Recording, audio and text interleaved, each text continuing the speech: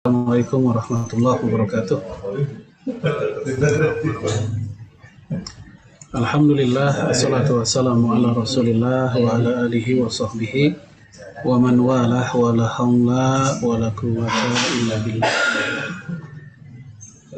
Bapak Ibu sekalian, azanullah wa iyyakum. Alhamdulillah kita ketemu lagi setelah libur Lebaran ya. Terakhir kita ketemu waktu masih di bulan Ramadan. Tema pada siang hari ini sama seperti Likorbo kemarin, yaitu tentang menghilangkan kemungkaran dan tahapannya.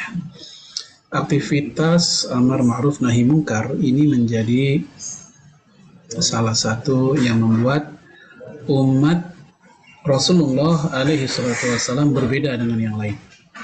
Bukan hanya berbeda tapi mulia, sebagaimana firman Allah dalam surat Ali Imran. Kuntum khairu ummatin ukhrijat linnas ta'muruna bil ma'ruf wa tanhauna 'anil munkar wa tu'minuna billah.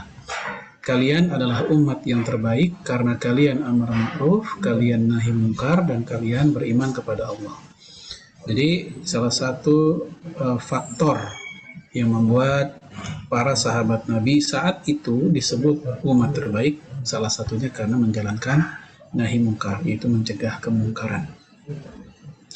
Kemudian juga mencegah kemungkaran ini menjadi sebab tercegahnya siksa Allah pada sebuah kaum. Ya, sebagaimana firman Allah juga, wa makana rabbuka liyuhlikal qura bizulmin wa ahluha muslihun.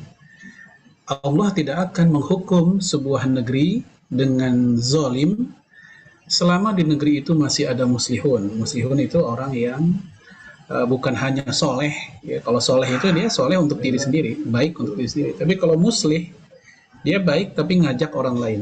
Dia ngajak, ngingetin, dia mencegah yang buruk-buruk. Nah, ini muslih. Nah, selama masih ada muslihun, maka selama itu pula, ya Allah tidak akan menghukum sebuah negeri dengan zalim. Kemudian kita lihat dari hadis Nabi. Dan ini yang menjadi sumber pembahasan kita pada siang hari ini. An Abi Sa'id Al-Khudri radhiyallahu taala anhu. Qala. Dari Abu Sa'id, semoga Allah meridhoinya, dia berkata, sami'tu Rasulullah sallallahu alaihi wasallam yaqul, aku mendengar Rasulullah bersabda, man ra'a minkum munkaran falyughayyirhu bi yadihi. Siapa di antara kamu yang melihat kemungkaran, maka ubahlah dengan tangannya. Ubah di sini bukan berubah dari mungkar yang satu ke mungkar yang lain, tapi ubah di sini adalah menghilangkan kemungkaran lalu berganti menjadi kebaikan. Ya, ini dengan tangan, dengan kekuatan, dengan power, dengan wewenang, yang punya aparat dengan aparatnya, yang punya tanda tangan dengan tanda tangannya, ya, dengan kedudukannya. Kalau dia seorang ayah, seorang bos, atasan, pokoknya dia lihat ada kemungkaran, dia punya power, maka dia tidak diam, dia mengubahnya. Fa'ilam yastati, kalau dia nggak mampu, ya, dia nggak punya kekuatan, nggak punya kedudukan, nggak punya aparat atau yang semisal tadi, fabilisani, maka ubahlah dengan lisan, dengan mengingatkan, ngasih tahu, memperingatkan, mengajarkan. Fa'ilam yastati, kalau dengan lisan juga nggak bisa, dia awam, ya, dia tidak bisa ngomongnya dan nggak berani juga nasihatin secara lisan, maka fabiqalbih, ubahlah dengan hati. Apa ubah dengan hati terhadap kemungkaran? Yaitu menunjukkan ketidakridhoan, ketidaksukaan, kebencian di hati kita terhadap kemungkaran itu. Wadzalika ad'aful iman, demikianlah iman yang paling rendah, iman yang paling lemah. Nah, hadis ini sahih riwayat Imam Muslim dan yang lainnya. Dan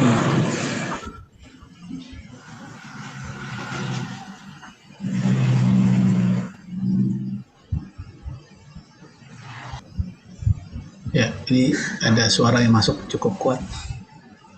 Ya, dan hadis ini cukup panjang ya, sejarahnya, asal muasalnya. Jadi saat itu ada gubernur Madinah bernama Marwan. Dia pengen mengubah tata cara sholat Id menjadi seperti sholat Jumat. Kita tahu sholat Jumat itu kan khutbah dulu baru sholat. Sehingga jamaah itu ketika dengar khutbah nggak ada yang pulang. Kenapa? Sholatnya belum, kan nggak mungkin pulang. Berbeda dengan sholat Id yang kebalikannya, yaitu sholat dulu baru khutbah. Ketika khutbah orang udah pada pulang. Ya, nah yang kayak gitu membuat Marwan merasa ingin mengubah sholat Id menjadi seperti sholat Jumat dengan tujuan supaya jamaah nggak pada pulang.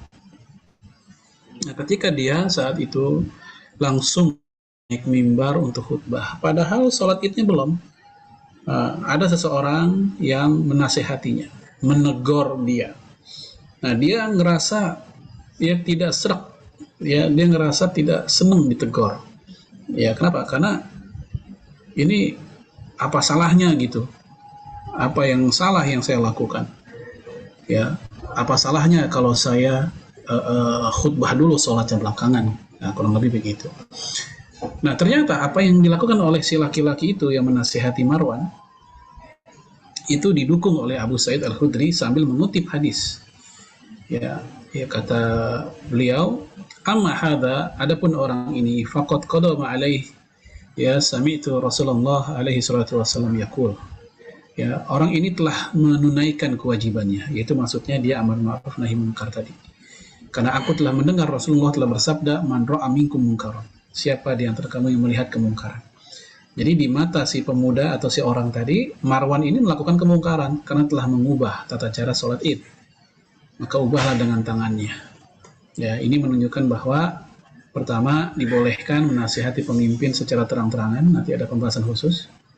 Yang kedua, ya kemungkaran itu yang kita hilangkan mesti nampak, maka disebut man ro'a, siapa yang kelihatan, siapa yang melihat, mesti nampak, bukan kemungkaran yang tersembunyi-tersembunyi entah ada di mana lalu kita nahi mungkar. Nah, ini namanya nyari-nyari kesalahan kalau kayak begitu. Kemudian kita masuk pada apa sih kandungan hadis ini secara umum, secara global, lagi ngomongin apa gitu ya. Yang pertama, hadis ini menunjukkan pentingnya dalam ibadah, khususnya ibadah yang ritual, yang mahdoh, itu untuk ittiba'ur rasul. Nggak boleh bikin atau ngarang-ngarang sendiri. Wala tatabi hawa'ahum amma ja'aka minal haq. Janganlah kamu mengikuti hawa nafsu mereka dengan meninggalkan kebenaran yang telah datang kepadamu. Jadi ada opsi dua di hadapan kita. Ada ngikutin hawa nafsu atau ngikutin kebenaran. Maka bagi seorang muslim khususnya dalam masalah ini, yaitu masalah ibadah ritual, kita ikuti apa-apa yang sudah ada, contoh, dalil, baik Quran, hadis, ijma, qiyas atau apa, selama itu masih ada, maka silahkan. Tapi untuk yang tidak, ya melainkan itu berasal dari akal sendiri atau hawa nafsu, maka itu yang tidak dibenarkan. Nah, dalam konteks hadis ini, hendaknya tata cara sholat Id mengikuti apa yang Nabi lakukan, yaitu sholat dulu baru khutbah. Bukan seperti yang Marwan lakukan, dia khutbah dulu baru sholat. Ya, berbeda dengan ibadah yang bukan mahdoh. Kalau ibadah bukan mahdoh, kita diberikan keleluasaan untuk melakukan nego dengan keadaan. Ya, seperti misalnya jihad. Jihad jelas ibadah. Tapi tata cara jihad, strateginya kan nggak harus sama dengan cara Rasul. Kita boleh menggunakan strategi yang lebih kekinian. Nah, itu nggak salah. Ya, bukan terlarang. Karena dia bukan ibadah ritual yang memang harus benar-benar menyontoh Rasulullah. Atau misalnya zaman sekarang orang bersilaturahim, ya dengan beragam macam cara, bukan hanya dengan kunjungan, tapi juga dengan telepon, bikin grup, misalnya. Itu nggak masuk kategori yang terlarang atau bid'ah misalnya, karena itu masih cakupan makna ya dari melakukan aktivitas kebaikan yang tidak melanggar tadi. Ya, baik. Kemudian jamaah sekalian, a'azanallahu wa iyyakum, yang kedua, kisah dalam hadis ini menunjukkan bahwa Marwan adalah orang pertama yang punya ide mengubah tata cara sholat. Sehingga jelas dia telah melakukan aktivitas yang mengubah agama. Karena dia menjadi inisiatornya. Ya, Imam Ibnu Daqiq Al-Id mengatakan wa fi hadzal hadis dalilun ala annahu lam ya'mal bidzalik ahadun qabla Marwan. Hadis ini terdapat petunjuk bahwa tidak ada seorang pun yang melakukan itu sebelum Marwan. Jadi Marwan memang orang pertama, benar-benar pertama yang mengubah tata cara sholat id. Tapi gagal karena berhasil digagalkan oleh si pemuda atau si orang tadi. Pelajaran ketiga, hadis ini menunjukkan bolehnya menasehati manusia, termasuk pemimpin, secara terang-terangan. Kalau apa? Kalau dia melakukan kesalahan atau maksiat, pelanggaran, kezaliman yang juga terang-terangan. Kalau maksiatnya itu pribadi saja, yang berdampak negatif juga pribadi, tidak membahayakan orang lain, tidak membahayakan negara, tidak membahayakan masyarakat, maka kesalahan pribadi itu, lalu jika diketahui oleh orang banyak, maka hendaknya ya ditutupi, disimpan, jangan diceritain ke orang lain. Maksudnya kalau kita dengar, kita tahu, kita nggak boleh ngebocorkan ke orang lain. Cukup kita aja yang tahu, lalu kita nasihati ke orangnya, 4 mata. Itu kalau kesalahan pribadi. Tapi kalau kesalahan yang berdampak pada agama, masyarakat, negara, maka boleh kita untuk menasihati, menegurnya secara terang-terangan. Karena bahaya yang muncul dari kesalahannya bukan juga pribadi, bahayanya juga masyarakat atau banyak. Contoh seperti yang pribadi ya, misal ada orang yang sholat subuh kesiangan, itu aib pribadi dan kita tahu, misalnya kita nggak boleh membocorkan ke orang-orang, cukup aja kita yang tahu lalu kita memberikan nasihat secara pribadi. Tapi kalau ada seseorang yang melakukan perilaku tindak tanduk yang membahayakan orang lain, misal kalau pemerintah atau penguasa, dia bikin kebijakan yang mencekik masyarakatnya. Nah, kalau kayak gini kita boleh memprotes terang-terangan karena dia pun membuat kebijakan yang juga terang-terangan. Ya. Tapi kalau seandainya dia melakukan aib pribadi saja, maka hal itu tidak ada masalah. Ya. Orang bikin kesesatan dengan buku, maka bantah dengan buku. Karena dia terang-terangan, maka koreksi juga dengan terang-terangan. Ya,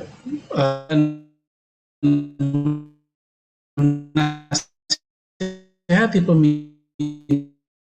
pemerintah atau penguasa secara terang-terangan menjelaskan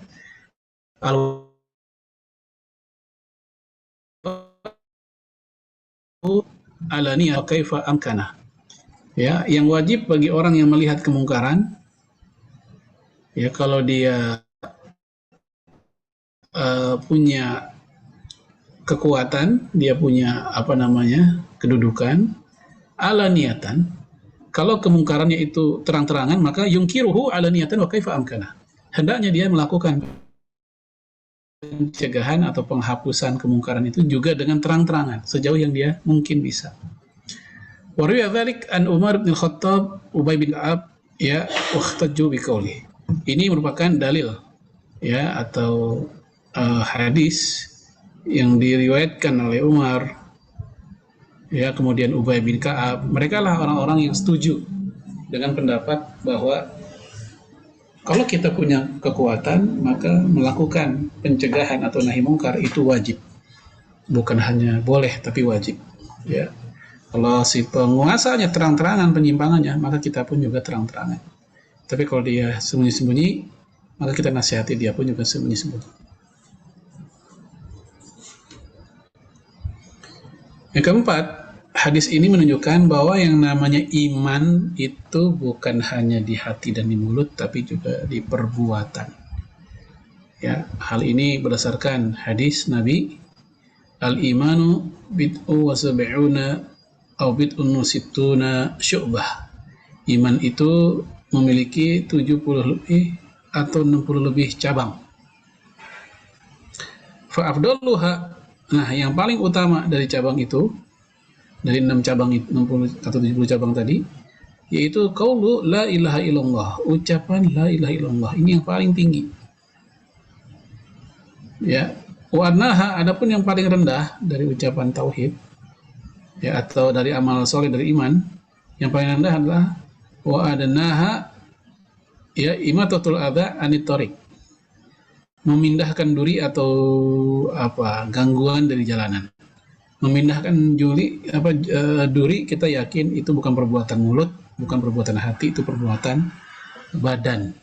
Maka hadis ini menunjukkan iman pun juga termasuk di dalamnya ya anggota badan yang beramal. Nggak cukup mulut dan di hati saja. Yang mengatakan iman cukup mulut dan di hati itu namanya kelompok Murji'ah. Ya.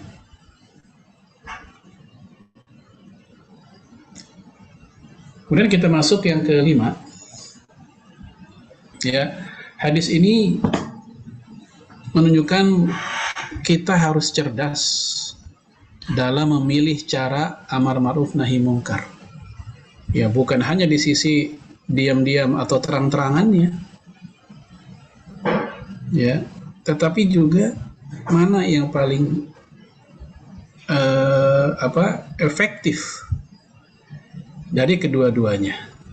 Apakah amal soleh yang terang-terangan atau tersembunyi? Termasuk yang nasihati pemimpin tadi. Mana yang lebih efektif? Apakah sembunyi atau terang-terangan? Kalau sembunyi lebih efektif, maka tempuhlah sembunyi. Tapi kalau terang-terangan lebih efektif, maka tempuhlah terang-terangan. Ya. Lalu kemudian yang keenam, hadis ini juga mengajarkan tahapan dalam melakukan ingkarul mungkar. Ya, jadi nggak langsung hajar gitu, tapi kita lihat kondisinya. Dan kita tahu ya bahwasanya kalau ada ingkarul mungkar yang justru tidak hilang kemungkaran, malah bertambah besar dan menambah kemungkaran baru, kita dilarang untuk ingkarul mungkar. Seperti ada orang nongkrong depan rumah kita sambil mabok, kita usir mereka, tapi kemudian mereka ngamuk bawa gengnya, ya sehingga misalnya rumah kita dibakar atau apa, ini malah memunculkan bahaya yang lebih besar. Niatnya ingin menghindari mereka nongkrong-nongkrong tadi, malah dampaknya lebih besar dibanding itu. Ya, ini contoh ingkarul mungkar itu tetap harus ada dihitung-hitung dulu kondisi si pelakunya seperti apa.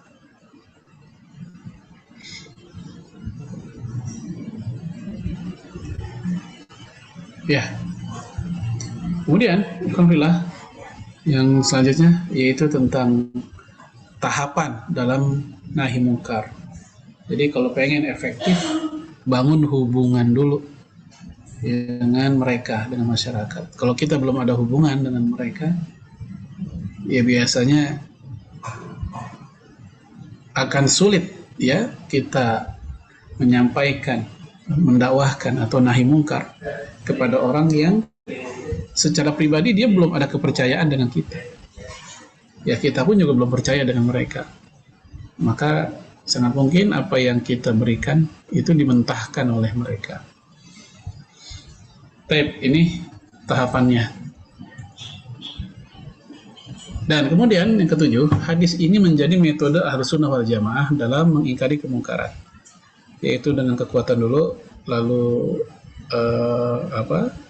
perkataan, lalu kemudian dengan perbuatan. Nah, ini beda dengan kelompok Khawarij.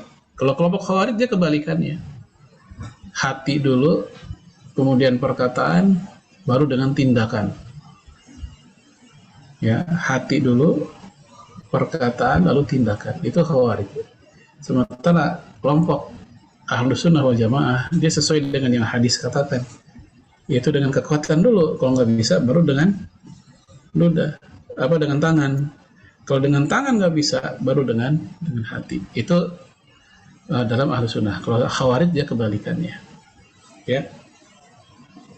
Dan hukum amar ma'ruf nahi munkar itu wajib, semua ulama sepakat. Nggak boleh diem. Berdosa jika ada seorang muslim diem aja ketika anaknya bermaksiat. Ya, amar ma'ruf nahi munkar itu wajib. Tapi yang para ulama berbeda pendapat, wajib ini fardu ain atau fardu kifayah. Nah, itu bedanya. Mereka sepakat itu wajib, tapi mereka tidak sepakat tentang fardu ain atau fardu kifayah, tentang amar ma'ruf. Wa amma qawluhu falyughayyirhu fa huwa amrul ijab bi ijma'il ummah wa qad tutabiqul kitab wa sunnah ala wujubi al-amri bil ma'ruf wa nahyi 'anil munkar wa aidan nasihati allati hiya ad-din. Jadi katanya yang namanya mengubah kemungkaran ini wajib menurut ijma. Nggak boleh diem. Ya, nggak boleh diem. Dan ini merupakan nasihat yang pokok di dalam Islam. Ya, salah satunya adalah amar ma'ruf nahi munkar. Maka otomatis orang yang amar ma'ruf nahi munkar mereka adalah para dai. Ya, kemudian mereka juga bisa termasuk mubalik atau siapapun. Jadi orang tua pun juga bisa. Yang penting mereka melihat kemungkaran itu dan mereka tidak diam. Ya, sebagian orang ada yang nggak mau melakukan amar ma'ruf, nggak mau melakukan nahi mungkar, maunya amar ma'ruf doang. Karena amar ma'ruf itu resikonya lebih kecil, ngingetin orang sholat, ngingetin orang zakat. Semua orang setuju itu baik, preman pun juga tahu kok itu baik. Ya, tapi kalau seandainya ya dinahi mungkarkan, biasanya tuh mereka akan ngelawan. Nah, itulah kenapa nahi mungkar lebih sedikit pesertanya. Ya, anak muda lagi nongkrong depan rumah kita suruh sholat, mereka nggak sholat, tapi mereka juga nggak marah karena mereka tahu sholat itu baik. Tapi kalau anak muda nongkrong, perbuatan mereka kita larang-larang, ya mereka kita nahi mungkarkan, itu jadi apa? Marah mereka. Kenapa? Karena mengganggu kesyahduan mereka ngumpul di situ. Itulah kenapa nahi mungkar lebih sedikit pemainnya. Ya. Baik. Alhamdulillah, azanullah wa iyyakum. Kemudian kita lihat penjelasan Imam Ibnu Daqiq al-Id, berkata para ulama, tidaklah menjadi syarat ya dalam amar ma'ruf dan nahi mungkar orang yang keadaannya lebih sempurna dari dia. Jadi jangan sampai nunggu sempurna ya. Biasa aja lah. Ya. Saya melihat ada orang yang melakukan aktivitas ya amar ma'ruf nahi mungkar ini tidak